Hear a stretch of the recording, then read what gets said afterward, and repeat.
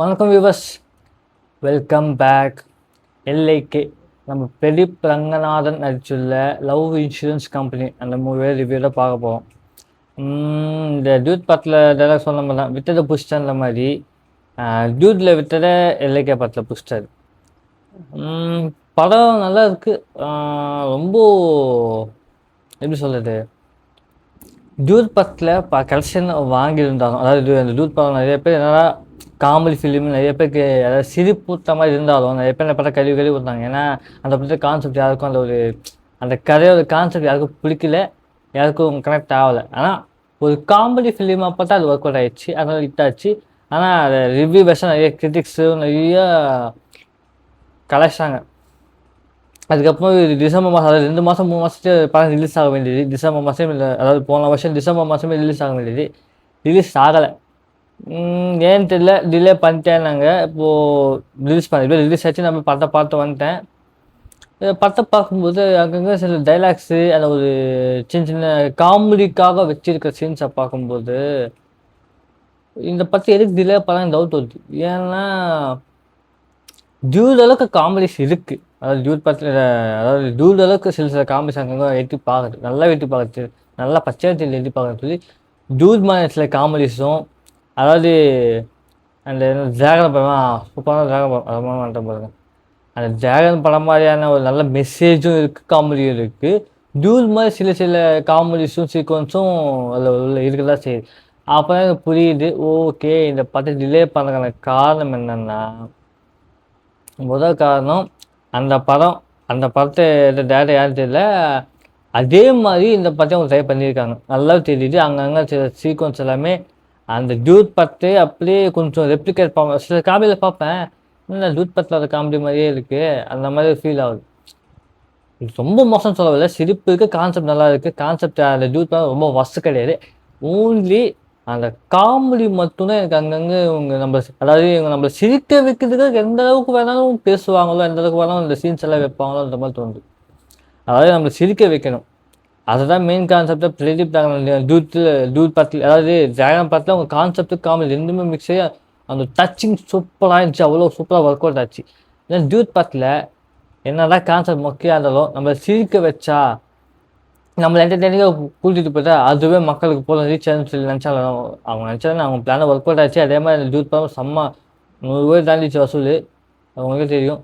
So இவங்க என்ன நினச்சிட்டு இருக்காங்கன்னா, நம்ம இவங்களை சிரிக்க வச்சா போதும், ஏதோ ஒரு காமெடியை பண்ணி சிரிக்க வச்சிடலாம். அந்த ஆபாசமோ அதாவது காஜு மாதிரி ஆக்ட் பண்ணுறதோ, கொஞ்சம் ரொம்ப இன்டிமேஷன் மாதிரி ஆக்ட் பண்ணி சிரிக்க வைக்கிறதோ, எப்படியாவது பண்ணி நம்மளை சிரிக்க வச்சிடலாம், நம்மளை என்டர்டைன் பண்ணிடலாம். அந்த ஒரு மெயின் ஃபோக்கஸ்லேயே டியூட் பட மாதிரி கொஞ்சம் அங்கங்கே டச்சிங் விட்டாங்களே இல்லை.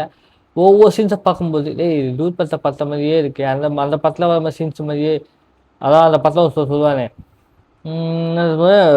டியூட் படத்தை டைலாக் சொல்லுமே, சொல்லுவாங்க ஊசி இடம் கொடுக்காம நூல் உள்ள நுழையமா சொல்லி ஒரு டைலாக் இருப்பானே, அதே மாதிரி ஒரு டைலாக். அவ்வளோ மோசமாக இல்லை, ஆனால் அதே மாதிரி ஒரு காமெடி டைலாக்ஸ் இந்த படத்துலையும் சில இது இருக்குது. சில சொன்னால் ஒரு டைமில் ஹீரோயின் மேலே கெட்ட வார்த்தை பேசிடுவான். அதுக்கு அந்த பொண்ணு கெட்ட வார்த்தை பேச சொல்லும்போது அவன் சொல்லுவான், அதுக்கு ஒரு டைலாக் சொல்லுவான். அதை நான் சொல்லி ஸ்பாயில் பண்ணல. அந்த டைலாக் சொல்லும்போது இது அந்த படத்தில் ரெப்ளிகேட் பண்ணலாமா அப்படி இருக்குன்னு ஒன்று இருக்கும். இன்னொன்று எஸ்ஹெச்க்கு இவங்க ஒரு கான்வர்சேஷன் நடக்கும். அந்த கான்வர்சேஷன் நடக்கும்போதும் ஒரு சீன் வரும்.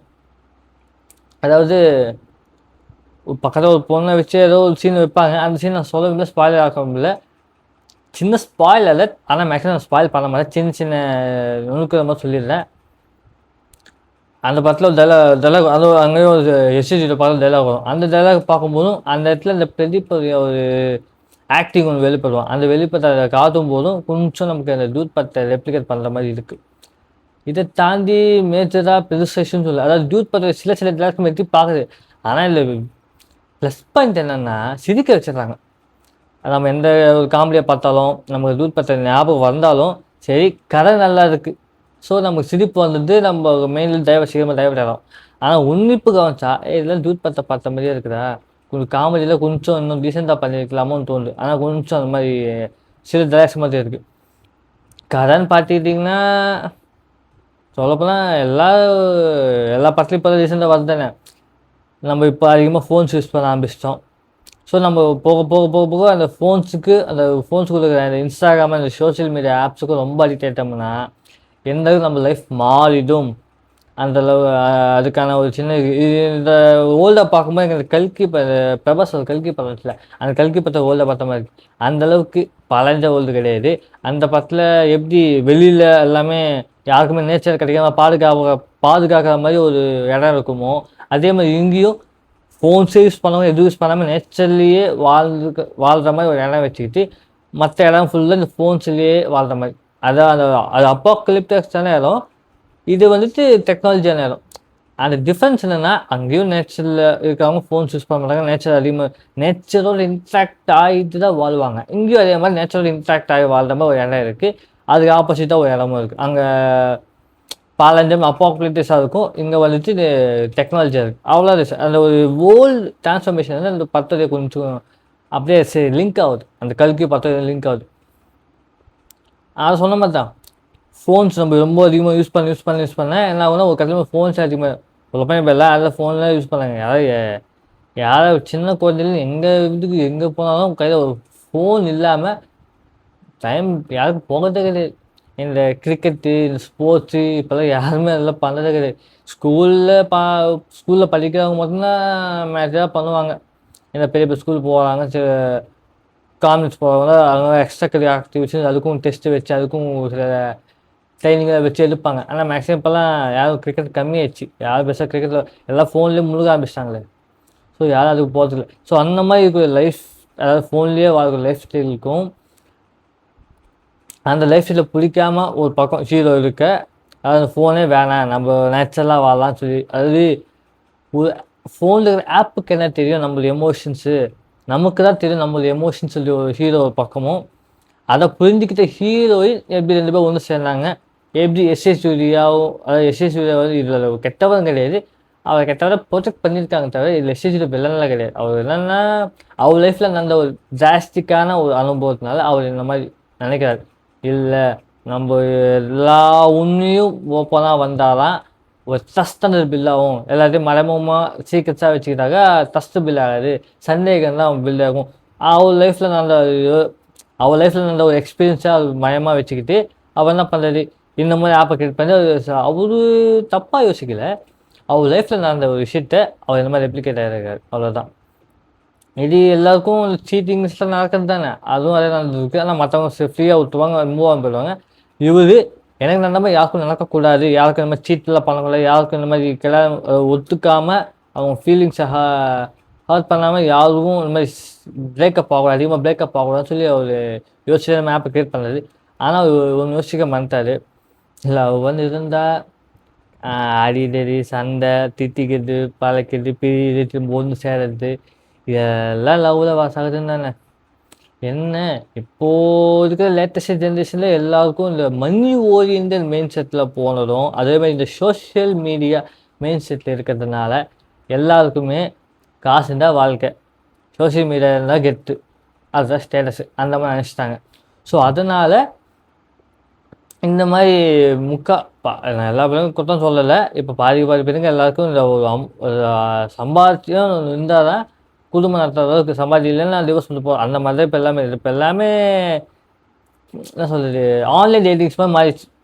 டக்குன்னு போனால் லவ் கனெக்ஷனு, அதுக்கு தக்க மாதிரி பிரேக்கப், அந்த மாதிரி ஆயிடுச்சு. ஸோ அந்த மாதிரி இருக்கிறதுனால இப்போ கொஞ்சம் அந்த மாதிரி தான் சூழ்நிலை. இப்போ கதை என்னென்னா, ஹீரோவுக்கு வந்துட்டு சுத்தமாக ஃபோன்ஸு இதெல்லாம் எதுவும் ஹீரோக்கும் அப்பாவுக்கும் அவங்க லைஃப்பில் அந்த பெரிய, அதாவது இதில் கனெக்ட் என்னென்னா வில்லனுக்கு அந்த மாதிரி நடந்தால அவர் ஆப்பை நம்பிட்டு அந்த மாதிரி போயிட்டார். ஹீரோட ஃபேமிலிக்கும் அவங்க அப்பாவுக்கும் இந்த மாதிரி நடந்து அவங்க ஃபேமிலி ஒருத்தர் இறந்துருப்பாங்க. அதனால் ஹீரோ ஆளுங்க அந்த ஃபோனில் வேஸ்ட்டு, இதுதான் பெஸ்ட்டு, ஆர்கானிக் தான் பெஸ்ட்டுன்னு சொல்லி இவங்க இந்த மாதிரி போயிருப்பாங்க. ஸோ இவங்க 2 பேர் இந்த பேக் ஸ்டோரி வந்து நல்லாவே கொடுத்துருந்தாங்க. ஹீரோடைய பேக் ஸ்டோரியும் அது எஸ்ஹெச்ஓட பேக் ஸ்டோரி 2 பேர் நல்லா கொடுத்துருந்தாங்க. ஸோ நம்மளால் எஸ்ஹெச்ஓவும் ஸ்டார்டிங் கேரக்டாக முடிஞ்சுது. அதே மாதிரி அதே ஈக்குவலுக்கு, அதே ஆப்போசிட் ஈக்குவலுக்கு நம்ம ஹீரோ அதாவது பெரிய பழங்கனாலையும் ஈக்குவலாக கனெக்ட் ஆக முடிஞ்சுது. ஸோ அவங்க 2 பேர் ஸ்டோரி வந்து ரொம்ப நல்லா பண்ணியிருந்தாங்க. சொல்ல மாட்டேன். சாங்ஸ் அனிருத் இந்த படத்தில் ஃபஸ்ட் சாங்ஸ் வந்துட்டு அந்த பொண்ணு பேரை வச்சு, அந்த பொண்ணு பேர் ஏதோ தீமா நினைக்கிறேன், தப்பாக சொல்ல மன்னிச்சு. அதிகமாக அந்த பேரை வச்சு ஒரு பாட்டு வரும். அது என்னதான் நான் லிரிக்கலாக படித்து பார்த்தாலும் அந்த லிரிக்ஸ் கொஞ்சம் குளபடியாக இருந்தாலும் குளறுபடியாக இருந்துச்சு லிரிக்ஸு. இருந்தாலும் எப்படியும் அன்னையோடு தன்னோட பெஸ்ட்டாக கொடுத்து அந்த படத்தை செம்ம ஃப்ளோவில் போயிட்டார். செம்ம ஃப்ளோ ஆகிட்டார். ஃப்ளோவில் அப்படி பாடிட்டார். ஆனால் அப்புறம் அவர் சொந்தமாக பாடின ஒரு பாட்டு இருக்குது, அதுவும் இந்த படத்தில் ஆட் பண்ணியிருக்காங்க. அதுவும் நல்லா இருந்துச்சு. சொல்லப்போனால் அந்த படம் ஹைலைட் இந்த படத்தில். அந்த படம் நல்லா இருந்துச்சு. இந்த ரெண்டு பாட்டை தாண்டி வேறு எந்த பாட்டும் பெருசாக இம்பேக்ட் ஆகலை. அதுதான் உண்மை. ரெண்டு படம் இம்பேக்ட் ஆகலை. இன்னொரு மேஜர் கொஸ்டின், இந்த படத்துடைய அந்த குவாலிட்டி மேக்கிங் ஸ்டைல் வந்து கொஞ்சம் காமெடிஷாக இருக்குது. காமெடிஷான்னு என்ன சொல்லுது, இந்த கல்கி இப்போ கல்கி ரெஃபரன்ஸ் கரெக்டாக வரும் பாருங்க. இந்த கல்கி படத்தில் அவங்க இந்த வக்கானன் ஸ்டைல் மாதிரி ஒரு ராஜ்யத்தையும் அந்த ஒரு போரில் பிரிக்கிறது வக்கானன் அளவுக்கு அந்த வெப்பன்ஸில் பில்ட் பண்ணியிருப்பாங்க. ஆனால் வக்கானன் அந்த அதாவது இந்த பிளாக் பேண்டர் படத்தில் ஹாலிவுட் படம் இருக்குல்ல, அந்த படத்தை ஆல்மோஸ்ட் காப்பி வச்சுருப்பாங்க. அந்த நாட்லேருந்து ஸ்டைல்லேருந்து அவங்க கல்ச்சர்லேருந்து ஆல்மோஸ்ட் அதை காப்பி வச்சுருந்தாலும் அவங்க வந்துட்டு அந்தளவுக்கு டெக்னீஷியன்ஸில் அவ்வளோ பிளான் பண்ணி அந்த வெப்பன்ஸில் அவ்வளோ அக்யூரேட்டாக டிசைன் பண்ணி அவ்வளோ அழகாக டிசைன் பண்ணியிருப்பாங்க.